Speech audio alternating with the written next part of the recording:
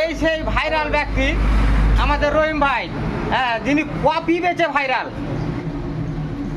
রাতারাতি কপি বেচে ভাইরাল।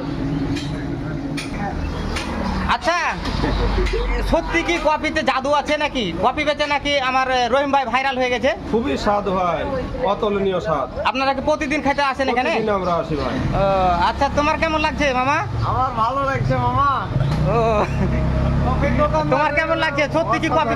অসাধারণ, যে ও। একবার খাবে সে বলতে পারবে না, আসতেই থাকবে। মামা কেমন লাগছে বলো? ভালো লাগে মশলা চা খেতে। ও, মশলা চা। তুমি মশলা চা খাইছো, কপি খাইছো না? আমি কপি খাচ্ছি না, মশলা চা। ও, মানে তুমি কপি খাও না, কিন্তু কপি নাকি বেচে খুব ভাইরাল হয়ে গেছে, মানে সব সময়। মশলা চা বেজে দুটোই পাওয়া যাবে এখানে। ও, দুটাই পাওয়া যায়, মশলা চাও পাওয়া যায়, কিন্তু কপি বেচে ভাইরাল হয়ে গেছে। কপির নাকি খুব স্বাদ।